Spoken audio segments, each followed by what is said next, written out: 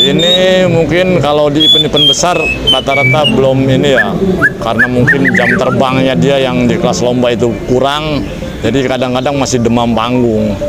Jadi kalau di event-event besar sering datang, cuma masuk juara ini baru hoki itu sekarang ini.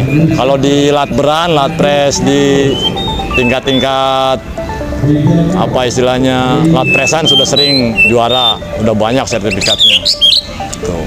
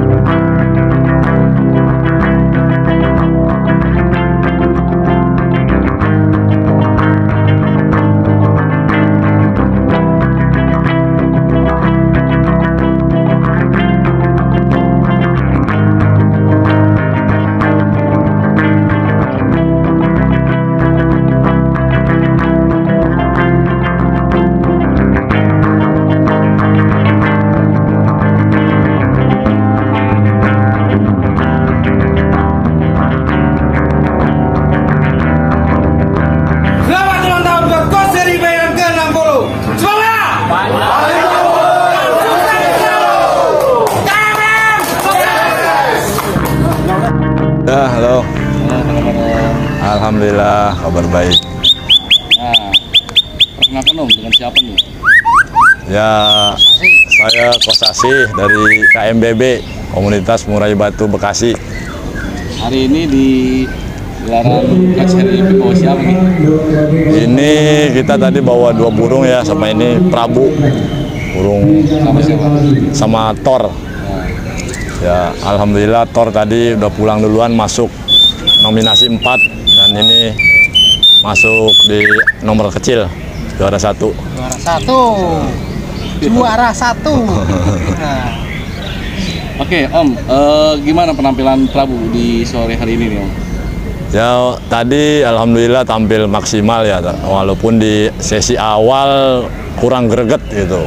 Makanya saya tadi agak ragu-ragu, tapi alhamdulillah dia kerja maksimal dari awal sampai akhir. Tadi tonjolannya gerejaan, lakbet, terus ada tembakan kapas tembak juga ya sama burung-burung kecil. Prabu, yang saya senang dari Prabu itu gaya mainnya. Jadi dia si roll tembak ya, buang-buang burung kecil, di ujung dibuang. Buang lagu-lagu tajam kayak tadi gereja itu kan, dan durasi kerjanya dapat, dia mainnya neken-neken itu sampai sujud-sujud. Jadi buangan atasnya ada, tengah ada, bawahnya juga ada itu yang saya senang dari Prabu ini. Kalau Prabu sendiri sebenarnya Om dapat dari mana dulu? Emang rawatan dari throttle? Kalau Prabu ya saya dapat dari rumahan, karena dulu itu orang nggak suka lomba, dipiara selama 3 tahun itu kan, cuma buat hiasan teras saja. Dan kebetulan yang punya itu anggota TNI di Palat, jadi dia nggak sempat untuk lomba-lomba. Dan saya beli gitu kan dari dan saya rawat, saya lombakan, ternyata punya potensi untuk lomba burung. Itu awal cerita dapat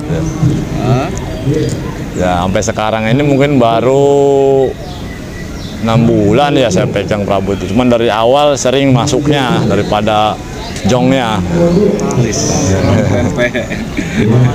Kalau Prabu udah kemana aja ini jalan-jalan ini?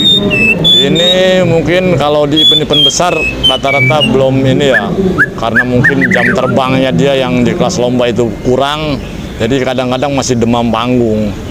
Jadi kalau di event-event besar sering datang, cuma masuk juara ini baru hoki itu sekarang ini. Kalau di latberan, latpres di tingkat-tingkat apa istilahnya latpresan sudah sering juara, udah banyak sertifikatnya. Tuh. Jadi kalau minggu saya bawa pasti ada sertifikat juara, itu pasti dapat. Nah, biasanya apa sih Om yang jadi rahasia pemain terutama ya buat burung-burung supaya bisa moncer di lapangan? Mungkin dari versinya Om gimana nih?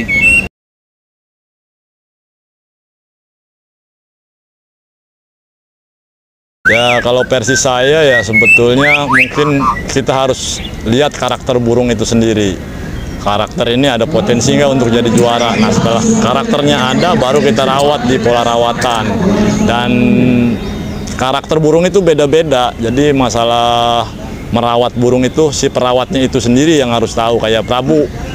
Contoh kan dia kalau dikasih kroto setiap hari full, dia nggak mau buang materi di gantangan. Hanya sujud-sujud, macul-macul aja, tapi nggak mau buka paruh gitu. Makanya kita siasatin krotonya cuma 2 kali seminggu, mau jalan di lapangan, itu aja. Dan karakternya, saya pikir ini karakter bagus burung, makanya saya pertahankan. Walaupun udah banyak dari teman-teman yang udah datang gitu, minta merawat ya, saya pikir nanti dulu, saya pengen keliling-keliling dulu dengan Prabu ini. Mungkin itu aja sih, kalau paling utama menurut saya karakter.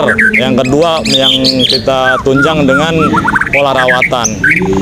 Dari baca karakter burung itu sendiri kan, mandi itu disesuaikan.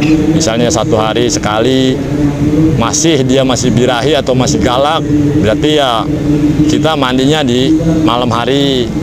Walaupun 1 hari sehari di malam hari supaya meredam dari galaknya burung itu.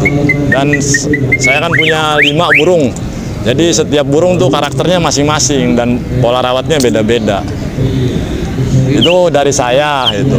Ya, kalau senior-senior yang lain kan nggak tahu, mungkin lebih paham. Itu rawatan saya pribadi begitu aja. Pakannya saya pakai pagi jangkrik 7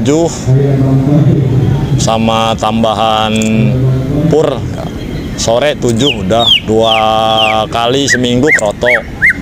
Nah, waktu di lapangan kita tambah jangkrik harian aja, jadi pagi 7, mau 2 sesi sebelum naik lomba kita tambah colok 5 jangkrik, bulat 3, udah cukup itu. Nah, tadi kan Om bilang ada beberapa burung di rumah. Iya. Itu satu rumah atau beda-beda rumah? Satu rumah. Nah, itu bagaimana menyikapinya? Punya berapa, 5 burung ya? Iya. 5 burung, tapi burung itu bisa kondisi. Mungkin banyak kan yang kalau burung-burung prestasi itu Iya. di satu kontrakan. Iya. Mungkin karena keterbatasan tempat saya dan saya hobi burung itu nggak cukup 1 ya, karena kalau 1 nanti kalau pas mabung kita nggak bisa bawa-bawa burung, makanya 5 saya satukan 1 rumah.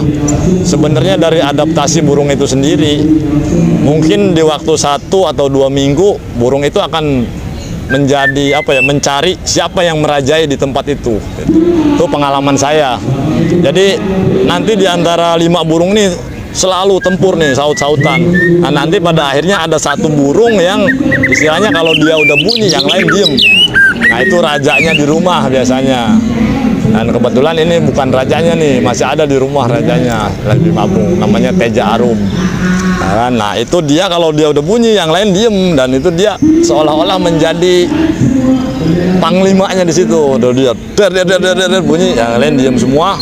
Dan kebiasaan itu udah jadi ya biasa aja. Jadi kalau yang 1 bunyi, yang 1 ya biasa aja. Oh temen ini 1 rumah. Jadi nggak tempur tiap hari. Paling dalam waktu 2 minggu lah, selama 2 minggu itu terus tempur terus tuh. Setelah kesononya dia akan adaptasi sendiri. Dan biasa aja gitu. Nggak ngaruh sama mental yang lain gak sih? Enggak sebetulnya. Yang penting pengondisiannya kita. Kalau masalah mental itu kan burung drop, kita bawa lomba, nah, bisa mentalnya bisa jatuh. Tapi kalau di rumah, yang penting jangan ditemukan atau di track, biarpun 1 rumah. Jadi dia kenal dari suara aja, dari suara kicau si burung ini, oh ini ya sering denger. Setelah 2 minggu sih biasanya udah nggak ada tuh tempur-tempur atau saut-sautan. Jadi waktunya dia kicau ya kicau, nggak istilahnya nggak satu sama lain tuh nggak saling memancing gitu. Setelah 2 minggu ya, mungkin di awal kadang-kadang orang kan nggak sabar, wah burung tempur terus, kapan nih ke lapangannya? Padahal nanti setelah 2 minggu, 3 minggu ke depan, 1 bulan udah normal seperti biasa. Karena pengalaman saya seperti itu, tapi ya kurang tahu juga kalau senior-senior yang lain. Jadi apa namanya, satu rumah beberapa burung itu asalkan burung dalam kondisi yang fit masing-masing nggak ngaruh ya? Nggak ngaruh. Sama mental semua burung itu ya? Ya nggak ngaruh.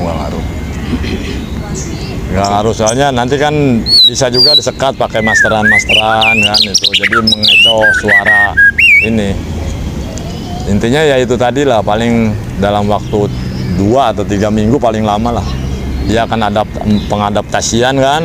Nanti tetap nanti di rumah itu ada yang satu yang merajai istilahnya. Kalau sepengalaman saya, nanti yang udah jadi raja itu dia itu ya udah, kalau dia udah bunyi yang lain tuh udah biasanya langsung down itu. Maksudnya down di rumah, belum tentu di lapangan. Contohnya saya ini ada garong kan, Rai Batu Raja Garong.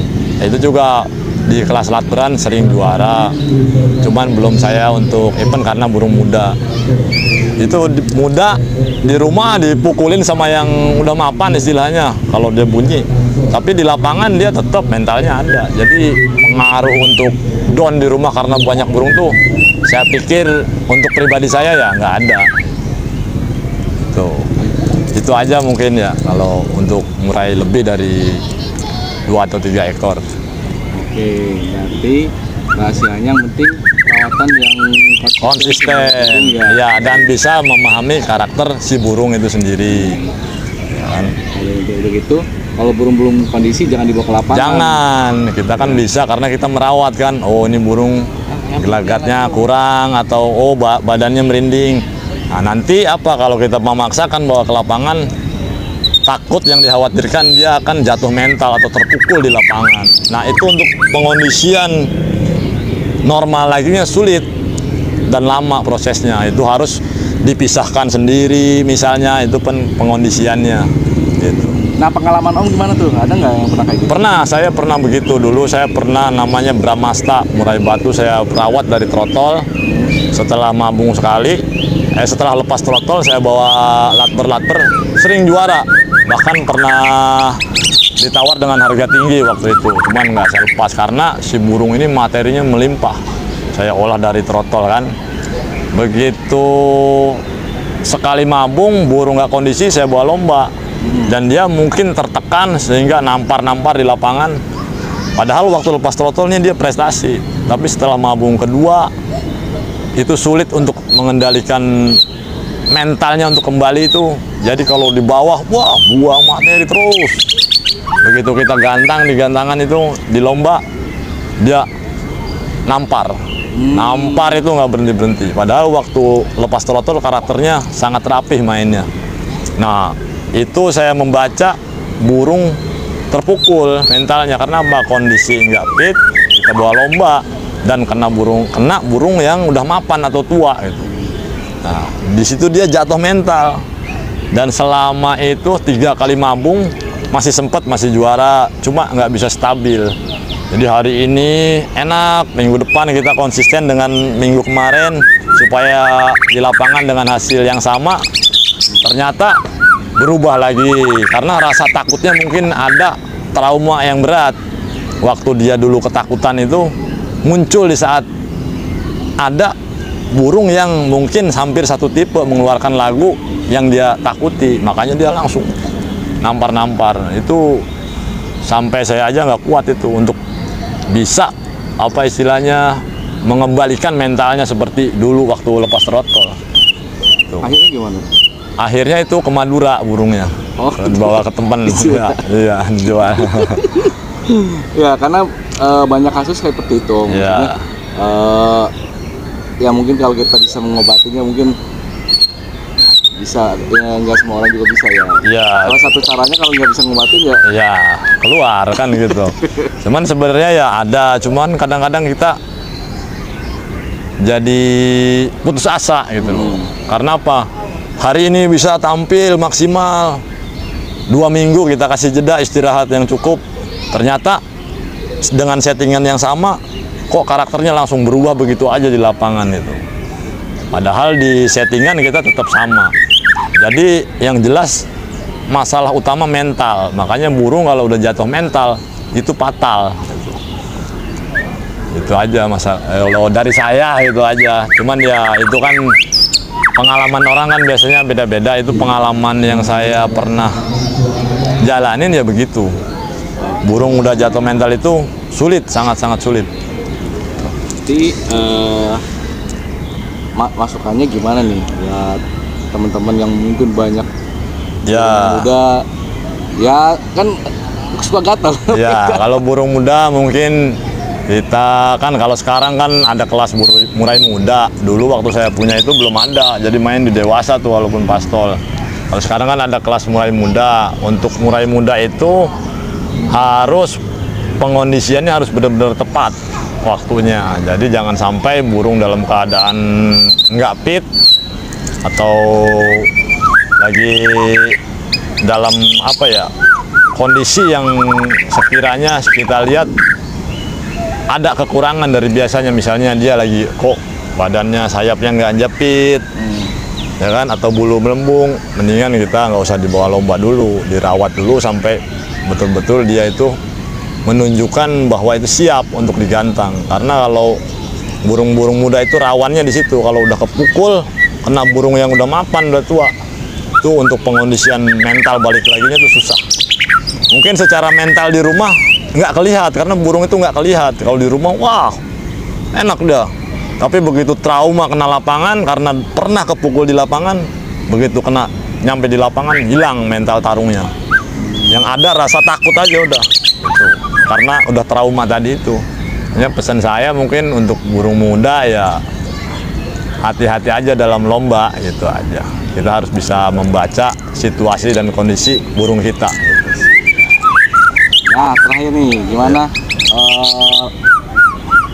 harapan Om buat si Prabu dan buat mungkin jagoan-jagoan Om nanti? Ya harapannya karena semua pemain burung berharap ingin selalu stabil di gantangan juara gitu ya. Ya harapannya itu aja mungkin untuk Prabu ke depannya, karena saya masih nunggu momen mabungnya ini. Nanti setelah mabung baru kita main set ulang kan. Ini kan awalnya juga belum mabung di saya, karena kalau belum mabung di saya itu masih kurang serk juga saya gitu. Nanti kalau udah mabung di saya mungkin bisa lebih enak lagi mainnya itu, karena ini kan burung belum lama dapet, terus di rumah itu nggak diumbar, nggak dijemur, nggak dirawat mandi, cuman makan purto itu aja. Ya. Dapat juga nih. Satu. Ya. Nah, Oke, oh. setelah tadi kita bahas tentang Prabu, gimana harapannya buat tim KMBB. depannya? Dan karena kan KMBB ini makin solid aja nih. Iya. Gimana harapannya dia? Ya harapannya untuk tim KMBB semoga makin kompak, makin solid ya untuk kebersamaannya, Dan burung-burungnya biar pada moncer di lapangan, pada juara gitu, dan bisa mengangkat nama KMBB. Mungkin itu aja. Ya. Terima kasih Om. Ya. Dan sukses terus ya Om buat timnya. Amin, amin, sama-sama. Prabunya juga. Ya. ada. Monggo. Masih ada nggak? Mantap. Nah.